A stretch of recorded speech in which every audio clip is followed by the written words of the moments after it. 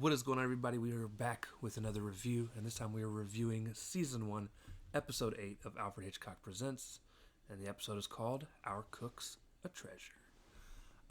This was directed by Robert Stevens. Story is by Dorothy L. Sayers. Teleplay was written by Robert C. Dennis. It starred Everett Sloane as Ralph Montgomery and Balua Bondi as Miss Sutton, and the episode was released November 20th, 1955. So, to give you a quick breakdown of what all happens in this episode, we get our main character, who is Everett Sloane. His wife is sick and up and laying in bed, and he had just recently hired a new maid. And the new maid, her name is Miss Sutton. And she is in the process of making him his morning cocoa. And he knows that his wife isn't feeling well. And sorry, I was getting dead skin off my lip. And so, now I got a mustache hair. But yeah, so he's in the process of getting ready for work, drinking his morning cocoa. His wife eventually comes down and is drinking some orange juice. And the two of them are sitting there talking with Miss Sutton. And Miss Sutton hands him the newspaper. It's all out of order because she was reading it and he's all upset about it. And eventually he just goes into work. So as he's in work, he starts to feel some pain in his, it's either chest or stomach. I think it's his stomach, though. And upon getting the pain in his stomach, he kind of collapses into his couch.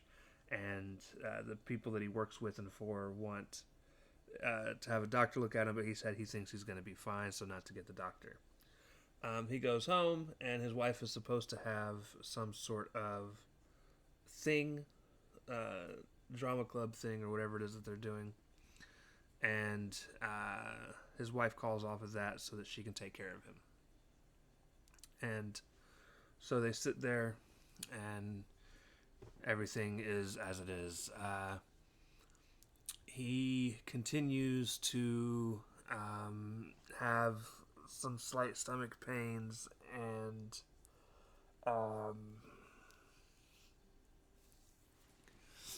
his wife goes out for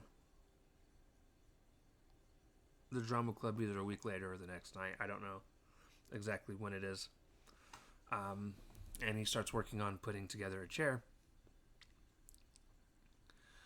And as he does,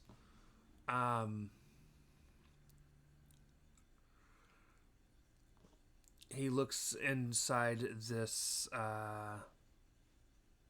cabinet and finds a thing of arsenic that he doesn't remember buying. And his wife, just getting home, from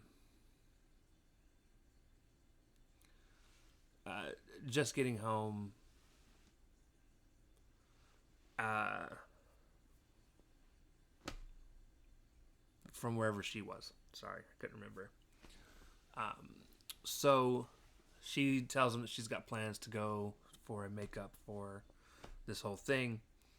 He takes a bottle of cocoa that he was drinking to somebody to have it checked out, and he goes to work. So while he's at work, he gets a call from the guy that was working on it, who said that there's not a fatal dose of arsenic in his drink, but there's enough of it that over some time it would kill him.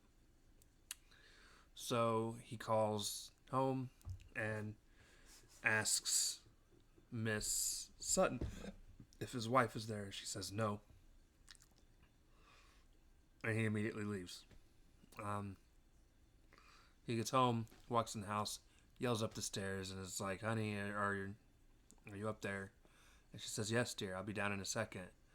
And he goes to the maid and is like, "Hey, I'm firing you. I will give you 1 month severance when you leave.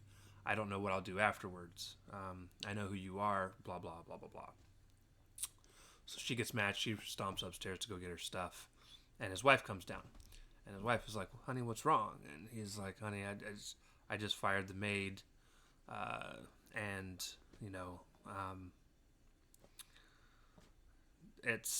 she has to go. I don't think she's who we need her to be or expect her to be. And so basically,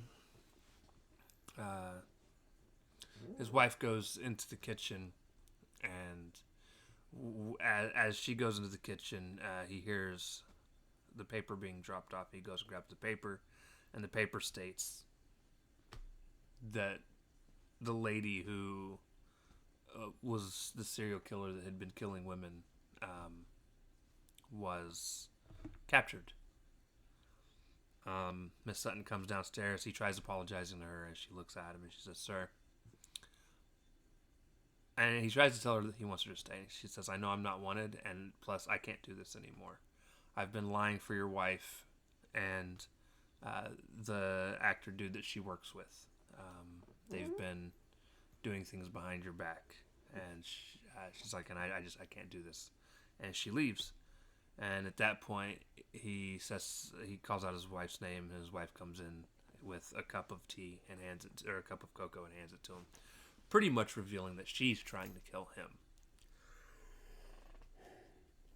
So, I do like this episode. This episode's actually a lot of fun. It is different in that usually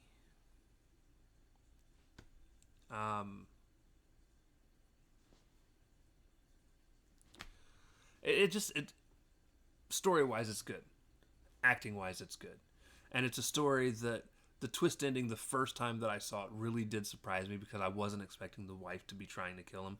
Now, I did expect the maid to not be the killer, but this being a 50s show, 50s shows really haven't been good, especially if you watched through The Twilight Zone with me. A lot of my complaints with that are the endings, because the endings are very straightforward. It doesn't have that crazy twist most of the time, or at least one that's not predictable. They're mostly all predictable. So when I think of old 50s and 60s black and white anthology horror shows, the twists usually do not surprise me. They're usually very predictable, and that's one of the things that drives me nuts. However, the first time that I watched this, that is a twist that, while it didn't surprise me, don't get me wrong, I wasn't expecting it. Obviously, I knew going into this one that's how it actually ended, because I'd already seen it. Now, so the good news is, like I said, I do enjoy this episode. It is going to be probably middle to top of my list. I will say I'm excited because I am 2 episodes away from being fully caught up to where I left off before. So we're almost close to finally getting to some things I have not seen before. So with that being said, ladies and gentlemen, we're out. I love y'all, and we'll see you next time. Peace.